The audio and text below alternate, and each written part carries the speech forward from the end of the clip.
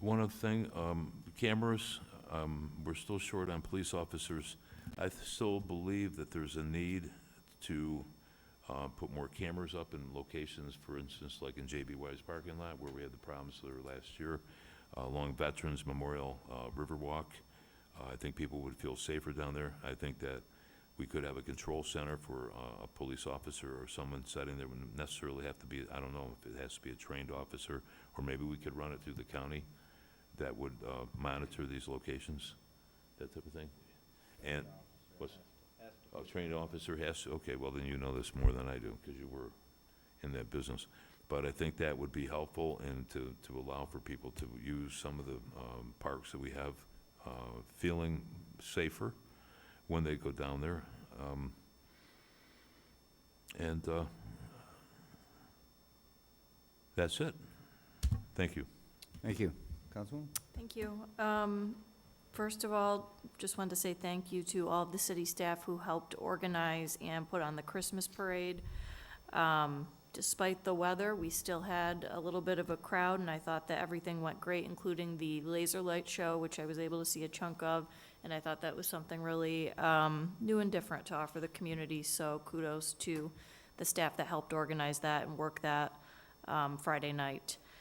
The other thing I wanted to mention is we'll be having an Eclipse Committee meeting on the 18th at noon. Things continue to move along with our plans for the eclipse. We're meeting with the school district this week to talk about some collaboration and ways that we hope to involve them. So if you are interested in being part of our efforts, the Eclipse Committee meeting will be the 18th at noon.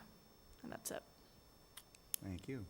And yes, to add to that, I know the planning department, I think, was involved with the parade. I think Ms. Voss was actively organizing it, as well as Stan Zaremba, I believe. And certainly, thank you to everybody. And I know DPW had to be there too, to be able to get streets closed and whatnot. So everybody did a wonderful job. And yeah, the rain was there, but it's better than snow, I guess, maybe. So, and of course, Friday was busy because you did have the tree lighting and the parade and the laser show, but also the tree festival, which was nice. And I know that the highest amount that was paid, that was bid on, was $5,000, and that was actually Kevin Kiddo's tree that is going to the Y, so that it's there for their grand opening. It's a beautiful tree that he did in memory of his son that he just lost just a few weeks ago. But that went for $5,000. And our tree went for $2,000, so, and that's going to Knickerbocker School, so if anybody has kids at Knickerbocker, grandkids, look for our tree there. But it's always a great fundraiser, and it's nice to see how creative people can be. It's just tough when it's all the same night, but that's how it is, and try to make the best of it. The next senior center meeting is actually December 12th, from 1 to 3 p.m. at Flower Library. It is open to the public, and things are progressing in terms of the organization of it. I know that I think the bylaws have now been passed. And they do have an attorney that's is going to be working with the group to help them get their not-for-profit status, so that they will be eligible to apply for grants. So things are really moving along on that, and I would encourage anybody who might be interested in the actual senior center, or to learn more about it, is to attend this meeting. I think it's very important that we have people that do stop in and see the progress, and to understand where things are going with that.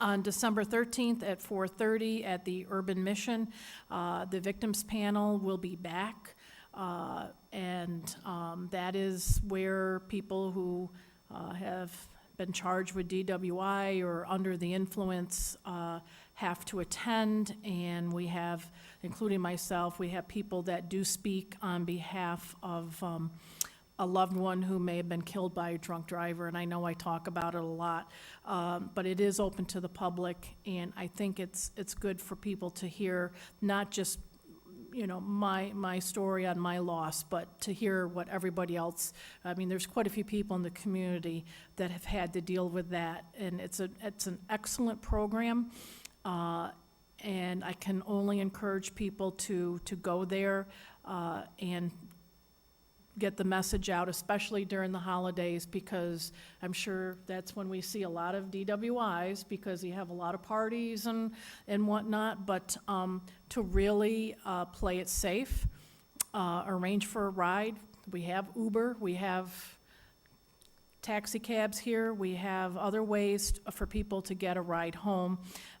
So I can just encourage people that during the holidays is just to be careful, but also make plans if you're not able to drive. Find another way to get home. Don't drive under the influence, because you never know. You may injure yourself or kill yourself, but you may hurt or kill somebody else. So that's my message to people. Thank you.